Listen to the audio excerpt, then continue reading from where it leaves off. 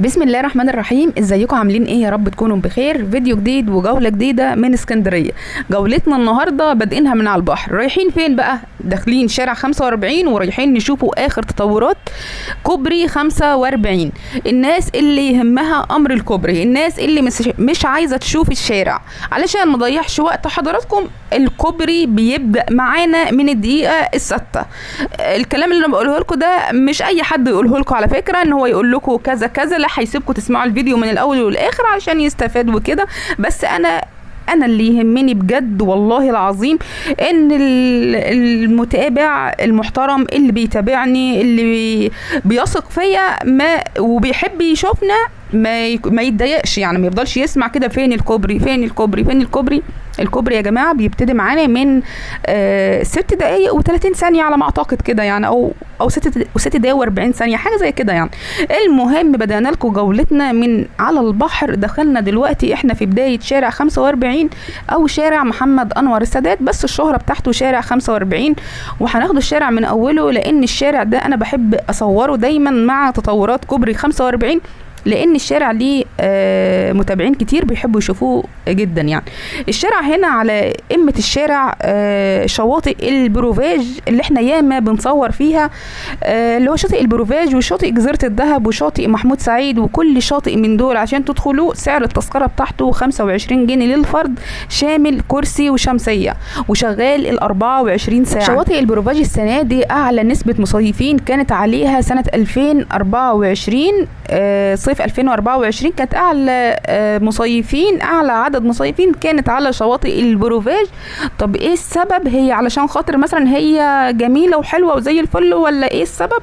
السبب يا جماعه علشان خاطر شواطئ المنظره كلها نعم شغاله وبيسيبوا الناس تدخل، بس شواطئ المنظره بداوا الشغل، بداوا يفتحوها لنا يعني من العيد الاضحى اللي فات، والخدمات بتاعتها مش مكتمله. ما حاطين كده مثلا، ممكن يكون حاطين حمامين كده من الحمامات اللي هي متنقله ديت، والحمامات بتبقى صغيره وبصراحه ما كانتش حلوه، مع اني ما دخلتهاش، بس من الريحه اللي كنت بشمها وانا بصور كده الحمامات ما كانتش حلوه. كان في وانا بصور كده مره كان في واحد طالعه من الحمام، فسالتها قلت لها اخبار الحمام ايه من جوه؟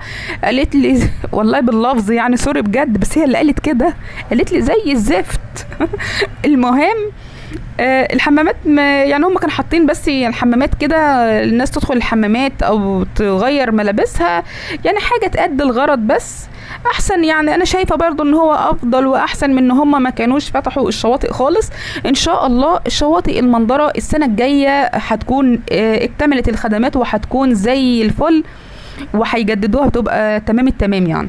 طبعا طب الناس برضو اللي بتشوفنا ومش ما كانتش متابعه قبل كده، طب هو ليه شواطئ المنظره ما فيهاش حمامات؟ شواطئ المنظره دي كانت زي الفل قبل كده، بس مع توسعه كورنيش اسكندريه كل حاجه طبعا خلاص يعني الشواطئ كانت مقفوله، واخدين شويه من البحر، الحمامات اتهدت كل ده. فهم لما افتتحوها ما كانتش الحمامات لسه بنوها، جايبين حمامات كده متنقله كده من اللي بتنشري جاهزه ديت، وكانوا حاطينها للناس. والحمامات كان حمامين ولا حاجه، وبصراحه كانوا شويه برضو على عدد الناس اللي موجودين على شواطئ المنظره، بالرغم ان شواطئ المنظره العدد كان بيبقى شويه عليها، الناس ما كانتش بتحب تروح شواطئ المنظره علشان خدماتها كانت على قدها شويه. فكانوا كلهم بقى موجودين فين؟ موجودين على شواطئ البروفاج اللي هو محمود سعيد وجزيره الذهب وشاطئ المنظره نفسه. تمام كده. المهم بقى احنا هنا في شارع 45. الشارع ده فيه ناس كتير بتصيف فيه، من المصيفين اللي بييجوا يصيفهم بيبقوا مصيفين هنا ويطلعوا الشواطئ في وشهم كده. اول الشارع في الايجار غير طبعا نصه غير في الاخر، لكل ما تقرب شويه من البحر سعر الايجار بيزيد شويه. المهم الناس اللي بتسألني في التعليقات وتقول لي عايزين نعرف الإيجار في شهر 10 كام، أنا لو اتواصلت مع حد من اللي بيأجر وقلت له الإيجار في شهر 10 كام، أول رد بيقول لي إحنا لسه ما نعرفش الإيجار كام، لأن الإيجارات يا جماعة بتتحدد في وقتها. يعني ايه بتتحدد في وقتها؟ هو دلوقتي مش عارف شهر 10 هيبقى فيه ناس جايه تصيف ولا لا. هتقولي لي المدارس هتكون بدات والاجواء خفت. معاكوا حق، كلامكم صح، المدارس بدات والاجواء بتخف جدا جدا، بس في ناس برضو ما بيبقاش عندها ولاد في المدرسه، فبيبقوا سايبين نفسهم لما الاجواء تخف خالص خالص، وبعد كده بيجوا هم صيفوا. بس انا عايزه احب برضه اقول لكم ان لو الايجار دلوقتي عامل مثلا في اليوم 800 جنيه 700 جنيه 600 جنيه، هيبقى اقل في شهر 10 من دلوقتي خالص. ليه؟ لان هو بيبقى عرض وطلب، كل الناس ما زادت كل الايجار ما علا، لكن للناس شويه المصيفين شويه فالايجار بيبقى شويه، لان الشقق بتبقى كتير فبيقعدوا بقى يقللوا في الايجار عشان خاطر يعني ما فيش ناس اصلا. المهم احنا دلوقتي ماشيين في شارع 45 زي ما حضراتكم شايفين كده. الشارع بسم الله ما شاء الله شارع كبير، شارع مشهور جدا في اسكندرية، رايح جاي. طبعا دلوقتي احنا خلاص هندخل بقى على اخر التطورات بتاعه كوبري 45. تطورات طبعا احنا كل مره بنصور لكم بقى عند الكوبري بقى على شارع مصطفى كامل. المره دي بقى لاحظت ان هم دخلوا بالشغل بتاعهم في الشارع اللي انا بصور فيه ده اللي هو شارع 45. عايزه برضو اقول لكم حاجه، اكيد في من حضراتكم ملاحظين الناس اللي قاعدين في الارض دول وساندين على عمود النور دول، اكيد في منكم بيقول الناس دي قاعده ليه ولابسين قفطان يعني وكده. الناس دول يا جماعه صعايده، الناس دول صعايده بيبقوا قاعدين كده، لو حد عنده شغلانه بيجي ياخدهم. يعني مثلا عندكم مثلا عفش عاوز يطلع، عندكم مثلا شويه رمل عاوزين يطلعوا، مش شويه ايه فوق عاوزين ينزلوا، الناس ديت بتشتغل كده. عشان بس اكيد في منكم بيقول الناس دي قاعده كده ليه، فبحب بس اقول لكم وكمان يعني افتح لهم كمان باب رزق، يعني عشان خاطر لو عندكم شغلانه ولا اي حاجه. شارع 45 الناس تبقى قاعده فيه كده، دول صعايده بيبقى قاعدين، لو عندكم اي شغلانه ممكن تجيبوهم ويشتغلوا كده. احنا هنا بدانا اهوت في الدقيقه 56 ثانيه، احنا ما زلنا في شارع 45 وهنا بدأوا الشغل والعمل في شارع 45 على يميننا على شمالنا. السور اللي هم حاطينه ده سور حمايه لحمايه منطقه العمل.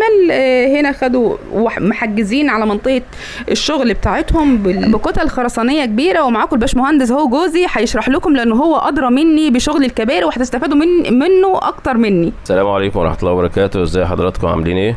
احنا زي ما احنا شايفين الشغل بدأ في 45. الناس بدأوا يحطوا الكتل الخرسانيه اللي هي البارير الموجوده ديت، وبدأوا يعملوا شيل للطبقات الخرسانيه لحد ما يوصلوها لطبقة السن، علشان طبعا ده بيأثر عليهم عملية الشغل ان هم يحفروا الخوازيق ويعملوا الأعمدة، وما يضطروش بعد كده في وسط الركام، ما يضطروش ان هم في وسط الركام يعملوا عمليات تنظيف. هتبقى طبعا النظافه اثناء الشغل لو هم ما كانوش شالوا الاسفلت بتبقى في غايه الصعوبه وكميات رطش كتيره قوي. يعني يكفي ان هم اثناء الحفر بيطلع كميه رمل كتير جدا محتاجه ان هي تتشال، بالاضافه الى عمليه الشغل والنظافه اللي بتتم يوميا. بيشيلوا كتير من العربيات في الموضوع ده، علشان كده هم بيقوموا بوضع الباريرز واللي هو الكتل الخرسانيه، ويبدا ينظف ويكحت الاسفلت لحد ما يوصل لطبقه السن، علشان لما هيوضع سن على نفس السن فيبقى فيه طبقه متماسكه ما بينهم وبين بعض. بعد كده بيرش ميه ويدك، ده بعد انتهاء الاعمال زي ما حضراتكم شايفين. طبعا احنا شايفين قدام مننا كده ده طبعا كل اللي اتعمل في شارع 45. طبعا احنا داخلين دلوقتي على شارع مصطفى كامل عشان نشوف الاعمال بتاعه الكوبري. اللي هنا الاعمده العاليه ديت كانت المره اللي فاتت مصبوب تقريبا النص بس، بعد كده اتصب الباقي العمود 3 متر فوق كمان. العمود اللي هو حوالين منه السكافولد اللي هي السقاله ده اتصب ولسه ما فكاش من عليه لحد ما يتم عمليه تمام النشفان تنشف نهائي. طبعا هنا فيه قدامنا الكوبري كان معمول، كان فيه جزئين خلصانين، اضافوا هم 2 بارتس اللي هم الجزء الاولاني ده اللي على ايدينا الشمال والجزء ده اللي قصادنا، وكان الجزئين اللي هما الاتنين دول، ده والجزء اللي بعد منه دولت، كانوا معمولين من قبل اسبوعين. وطبعا الجزء الاولاني في الكوبري ده تم الانتهاء منه، وعملوه مادة الاديكور ام والاديبوند والمادة اللي هي العازلة، كله عشان حفاظا على الاجزاء الخرسانية وحفاظا على الفلوس اللي اتصرفت في الكوبري ده. طبعا ملايين بتتصرف، وده هيعمل طفرة حضارية شديدة في المنطقة، وهيغير طبعا من معالم المنطقة ديت، هييسر حالة المرور. احنا بناخد وقت كتير جدا جدا علشان نعدي من شارع 45 من الزحام الشديد، لكن ان شاء الله بعد الكوبري ده ما يشتغل هتبقى في فرق كتير في سير حركة المرور. احنا اللي على شمالنا طبعا الكوبري ده الاجزاء ديت خلصانة، مش ناقصها بس غير تركيب أعمدة الإنارة، والجزء اللي بعد ما بيخلصوا طبعا بيعمل طبقة اسفلت فوق منه، دي بتبقى اخر مرحلة خالص قبل التسليم مباشر.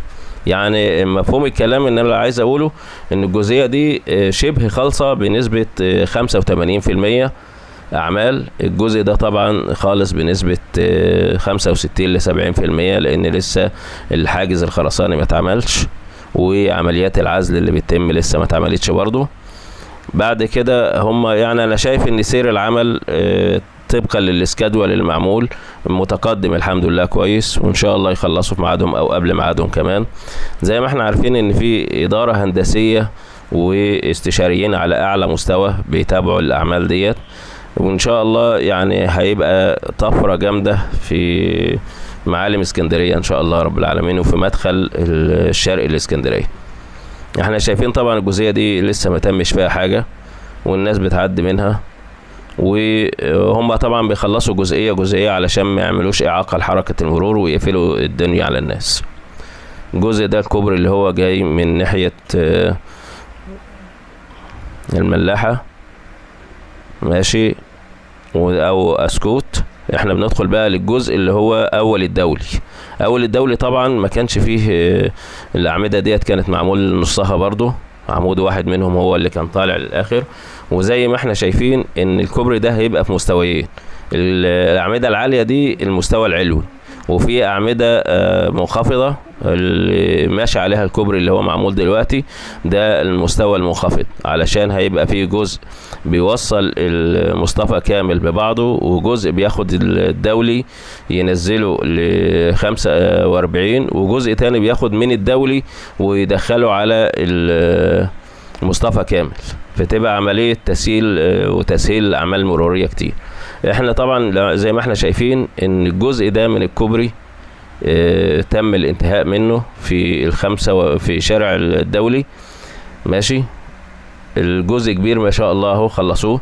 الجزء ده كان شبه خلصان، لكن ما كانش اندهن، ما كانش معمول الحاجز الخرساني اللي موجود ده، تم الحمد لله الانتهاء منه، ودي طفرة كويسة.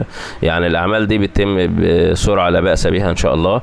طبعا زي ما حضراتكم عارفين ان دي اعمال هندسية من اصعب الاعمال، اللي هي اعمال الخوازيق واعمال الاعمدة والكباري، لازم تتم بمنتهى الدقة. زي ما انتم شايفين برضو الجزء المنخفض ده عمود منخفض اهو، تم الانتهاء من الخوازيق بتاعته، وتم الانتهاء من العمود، ودي عمود مصبوب بس ما تمش فك خرسانة من عليه، وده مصبوب على مستوى منخفض وتم فك الخرسانة، ومش هيعلى العمود ده بدم عمل تكسيح للكانات من اعلى، فالعمود ده مش هيعلى من فوق تاني. الاعمدة التانية دي الجزء اللي هو لسه فيه اجزاء ما اتصبتش زي ما احنا شايفين هنا. طبعا ما شاء الله بيصب وبيعزل، شايفين قايمين بشغلهم كويس. الجاك هامر اللي شغال ده طبعا بيكسر في الاجزاء اللي ما كانش تم تكسيرها، سواء الجزء اللي هو كان حاجز ما بين الطريقين وبعضهم، او الجزء اللي هو على جانب الطريق اللي هو كان ما تمش الانتهاء منه، عشان يجهز المسارات ديت للعمل وتكون جاهزة ان هو يتم دكها ورش المية وتشغيل الدكاك اللي هو الهراس عليها. الجزء ده طبعا لسه هيجهز على مستوى السن، لكن ما تحطش طبقة الإحلال عليه، هم رشوه بالمية ودكوه كويس ما شاء الله. بيتم طبعا عمل اختبارات اللي هي اختبارات جسات، واختبارات الكومباكشن اللي هي بتشوف احنا وصلنا لمستوى ال 95 و 98 من عمليات الدك المطلوبة، عشان الاستشاري يقبل ان هو يبدأ يحط عليه الطبقات اللي باقية علشان تجهيزا لأعمال الأسفلت. الجاك هامر زي ما احنا شايفينه بيكسر، وبعد كده بيجوا مثلا بالليل ويشيلوا الحاجات دي، او اخر اليوم يشيلوه حسب حركة المرور عندهم، عشان الطريق طبعا بقى ضيق كتير ولازم هم يراعوا القصة دي. فاحنا زي شايفين برضو هم حاطين كتل خرسانية اللي هي البارير الجانبية عشان يحموا منطقة العمل ويحموا السيارات اللي هي بتمر جنب منها. هم برضو قطعوا شوط كبير في بدايات الكوبري على المستوى ده، جزء من المستوى اللي هيبقى على العالي. الجزء الكوبري اللي هو المستوى المنخفض يعني شبه انتهوا منه، لكن الأعمدة اللي جاية من بعيد دي الأعمدة الخاصة بالجزء المستوى العالي. هنا زي ما احنا شايفين على يميننا العمارات ما شاء الله شاهقة الارتفاع. العمارات ديت لو الشقة فيها ب1,000,000 دلوقتي، بعد الكوبري ما ينتهي منه العمل يعني الأسعار هتضرب جامد، لأن ده هتبقى منطقة حيوية ما شاء الله. وزي ما احنا شايفين الجزء الخرس اللي هو الصاج ده اللي هو جزء الحاجز اللي بيحجز منطقة العمل ويحميها، علشان يحمي الناس اللي شغالين ما يبقاش في اي اختلاط ما بينهم وما بين المرة، ولا يبقى في اي حاجة ممكن تقع على الناس اللي هم بيمروا بسيارتهم. في زي ما احنا شايفين على ايدينا اليمين عمارات لسه حديثة الانشاء شغالين فيها، وقدام مننا الأعمدة العالية ده المستوى الكوبري العالي. مستوى الكوبري المنخفض طبعا احنا ما بنعرفش نشوفه من ورا الصاج اللي هو الحائط ده. في وشنا طبعا الكوبري اللي هو الجزء المنخفض اللي تم قطع شوط كبير. يعني احنا لو شفنا مجمل الأعمال هنلاقي ان هم الحمد لله متقدمين بنسبة كبيرة ولا بأس بها، يعني ما شاء الله. يعني ان شاء الله يكونوا في المستوى المطلوب وعلى الجدول اللي مطلوب منهم بمشيئة الله. احنا طبعا كده دلوقتي رايحين في اتجاه اسكوت، وبدايات الكوبري من ناحية الشرق طبعا ناحية المعمورة احنا بناخده اليوتيرن كده. طبعا المنطقة دي ما تمش فيها اي اعمال رغم ان هي هيتم ازالتها طبعا لتوصيل الكوبري، عمل الكوبري، لكن محدش هيعمل فيها حاجة دلوقتي غير في النهاية خالص اللي هو ده جزء اليوتيرن. وكده يعني يعتبر ان احنا يعني عملنا ملخص بسيط عن كوبري 45، وشكرا جزيلا لحضراتكم. شكرا يا باشمهندس على معلوماتك القيمه، بجد بجد شكرا من القلب. كده يا جماعه جولتنا النهارده خلصت، يا رب تكون جولتنا عجبتكم. الناس اللي عايزه تشوف اخر تطورات 45 هي دي اخر التطورات بتاعه كوبري 45، وجبنا لكم في بدايه الفيديو شارع 45. اشوف وشكم على الف خير بفيديو جديد، والسلام عليكم ورحمه الله وبركاته.